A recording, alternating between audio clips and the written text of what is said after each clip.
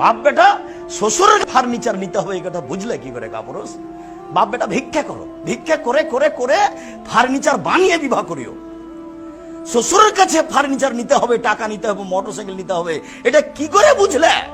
25 বছর যাবতে মেয়েটাকে রিস্ক নিয়ে লোকটা লেখাপড়া শিখিয়েছে। এই মেয়েটাকে নিয়ে কত টেনশনে রাত্রে ঘুম হয় না। একটা ভালো ছেলে কেমনে পাওয়া যায়, একটা ভালো ছেলে কেমনে পাওয়া যায়। 25-30 বছর মেয়ের বয়স, দিন কাটে না, রাত কাটে না।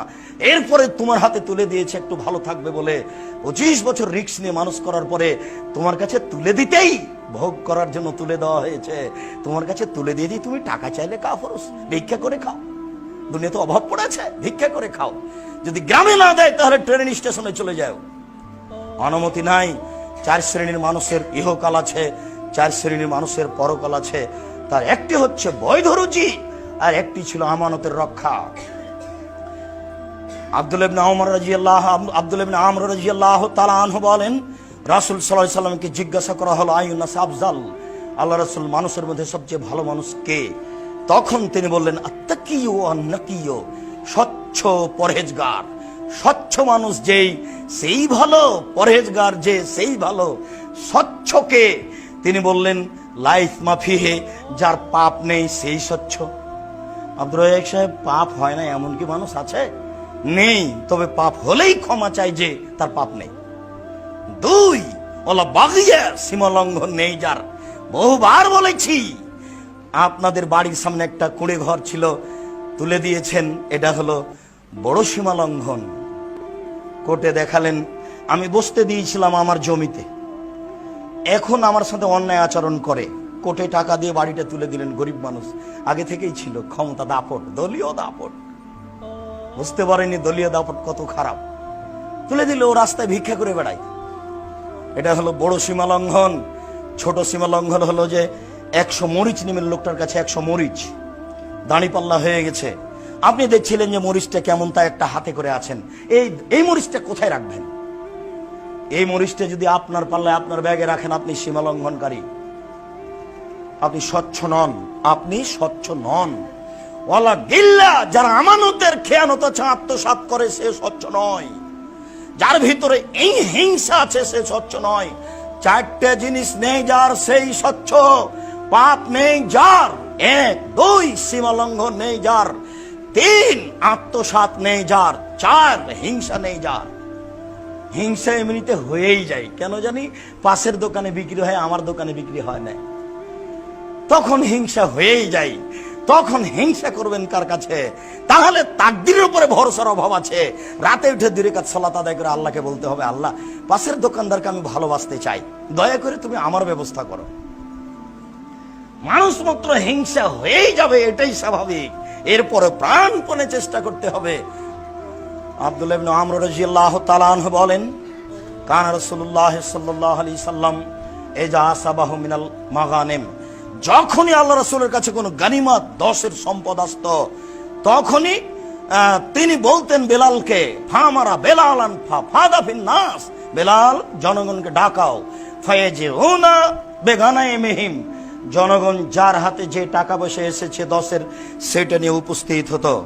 ফায়ুকাসসিমুহু উইখামেসহু, 5 ভাগের 1 ভাগ করে 5 ভাগের 1 ভাগ নিজের কাছে রেখে দিতেন, বাকি 4 ভাগ যোদ্ধাদের মধ্যে বন্টন করতেন। ফাজারাজুলুন ইয়াওমান, বন্টনের পরে হঠাৎ একটা লোক আসলো আল্লাহ রাসূলের কাছে, এসে বলছে, আল্লাহ রাসূল, ইন্না হাজা ফিমা সাবনা মিনাল মাগানিম, এই যে আমার কাছে একটা রশি আছে, মিন শারিন লেজামান মিন শারিন, ঘোড়ার একটা লাগাম আছে, লুমের চুলের লুমের পশমের একটা লাগাম আছে আমার কাছে, এটা 10-এর সম্পদ। তখন আল্লাহ রাসূল বললেন, মা সামেতা বেলালান, বেলাল চিৎকার করে বলেছিল, যার যা আছে সেটা নিয়ে আসো।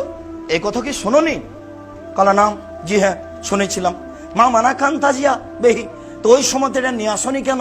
ফাতা যারা, তখন সে কিছু আপত্তি পেশ করলো, ছিলাম না, পেশাব করতে গেছিলাম, স্ত্রীর সাথে কথা বলছিলাম, একটু বাজারের দিকে গেছিলাম, কি যেন আপত্তি পেশ করলো। তখন আল্লাহ রাসূল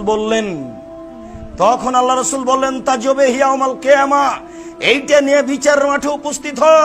সুম্মা লাম ইয়াকবাল হান, তারপর থেকে আল্লাহ রাসূল তার কাছে নিলেন না।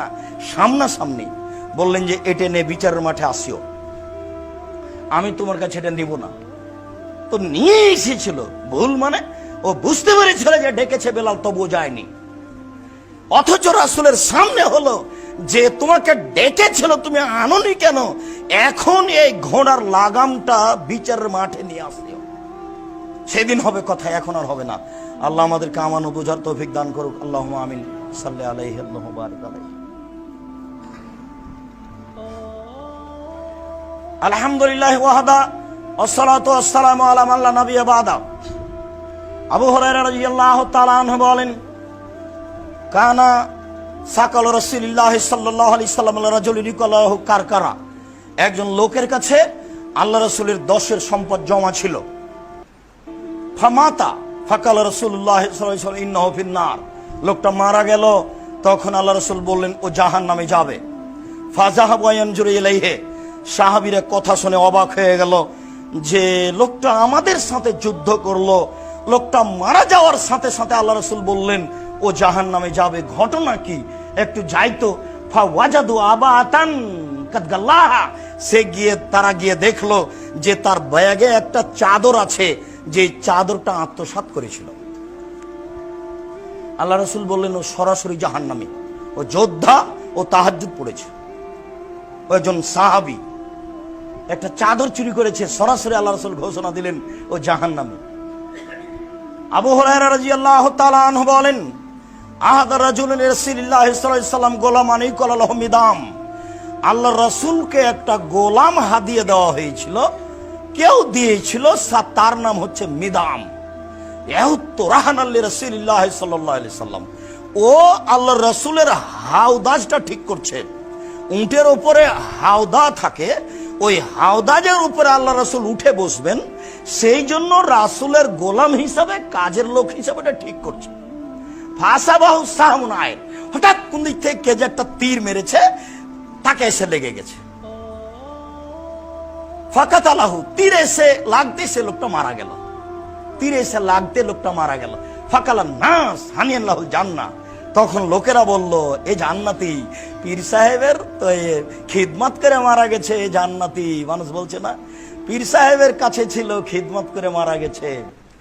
রাসূলের নিজস্ব গোলাম রাসূলের উটের উপরে হাওদাজ ঠিক করছে, হাওদাটা ঠিক করছে আল্লাহ রাসূল ওখানে উঠে বসবেন এই জন্য। হঠাৎ করে কোথা থেকে একটা তীর এসে লাগলো, তাতে মারা গেল। লোকেরা বলল লোকটা ধন্য, লোকটা জান্নাতে যাবে, লোকটা ধন্য, লোকটা জান্নাতে যাবে। তখন আল্লাহ রাসূল বলছেন কাল্লা, কখনো নহে, ইনি রাইতুহু ফিন্নারে, আমি তাকে জাহান্নামে দেখছি।